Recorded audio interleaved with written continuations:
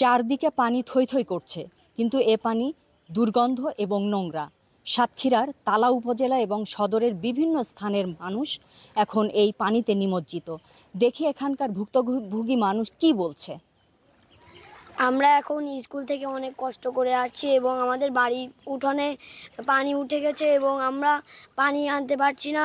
আমাদের বাড়ি ঘর সব তলিয়ে যাচ্ছে পানির নিচে। জলাবদ্ধতায় বসবাস করছে সাতক্ষীরার প্রায় 2 লাখ মানুষ। এলাকাবাসীর অভিযোগ, অতিবৃষ্টি ও পলি জমে বেতনা নদীর তলদেশ উঁচু হওয়ায় সৃষ্টি হয়েছে এই জলাবদ্ধতা। এদিকে সেই পানির চাপে টিকতে না পেরে এলাকাও ছেড়ে দিচ্ছে অনেকে।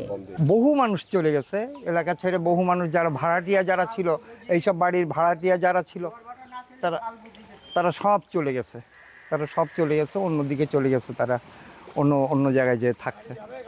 এই আর কি, আমাদেরও যাওয়ার মতো হয়েছে, স্থানীয় মানুষও যাচ্ছে, আমাদেরও যাওয়ার মতো ব্যবস্থা হয়েছে। আমি আমার মাকে পাঠিয়ে দিয়েছি, মার বয়স বেশি, বাথরুম নষ্ট, হাঁটতে পারছে না, চলতে পারছে না, মাকে অন্য জায়গায় বোনের বাড়ি পাঠিয়ে দিচ্ছি।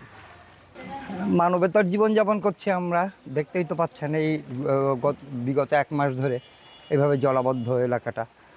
কিন্তু কোনো দিক দিয়ে যে স্থানীয় সরকার তো এখন নেই, কিন্তু সরকারি কর্মকর্তারা কেউ আমাদের এখানে কেউ আসেনি। এবং আমাদের যে শেষ পরিণতি কি, এই পানি সরবে যে কীভাবে, এই বিষয়ে আমরা কিছুই বুঝতে পারছি না। নদীর পানি আমার পানির লেভেলের চাইতে উপরে, নদীর যদি গেট ছেড়ে দেয় তাহলে নাকি সমস্তটা আরও বেশি পানি ঢুকে যাবে। তা আমাদের দুর্ভোগের শেষ কোথায় আমরা জানি না।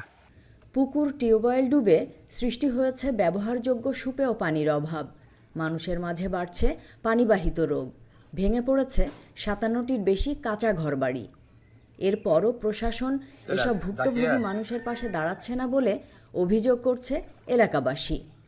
আমাদের এই পুরাতন সাতক্ষীরাবাসী এজন্য এক চরম দুর্ভোগের শিকার হচ্ছি দীর্ঘ 20 বছর যাবৎ। আমাদের এলাকায় যারা মা বোন রয়েছে, তারা পানি আনতে গেলে, পানি আনার জন্য পানি সংগ্রহ করতে যেতে হয় এখান থেকে 2 থেকে 3 কিলোমিটার দূরে এই কোমর সমান পানি অতিক্রম করে। এখানে যারা বাচ্চারা আছে, এই পানিতে দেখতে পাচ্ছেন দুর্গন্ধযুক্ত পানি। তো এই পানিতে পা দেওয়ার কারণে তাদের গায়ে ঘা পাসরা হয়ে গেছে, যার কারণে খুব অসুবিধা। এবং এইখানে আমাদের যে মূল যে সমস্যাটা, সেটা হচ্ছে ড্রেনেজ ব্যবস্থা সুব্যবস্থা না থাকা। আমাদের এখানে অপরিকল্পিত ঘের, এখানে 100 জনেরও বেশি মানুষ আমাদের এই যে ডেউর বিল আছে, এই বিলে ঘেরে স্থাপন করেছে, যার কারণে বছরে 6 মাস এখানে পানির নিচে থাকে। সাতক্ষীরা উপজেলা নির্বাহী কর্মকর্তা বললেন, সমস্যা সমাধানে প্রশাসনের পক্ষ থেকে চেষ্টা অব্যাহত রয়েছে।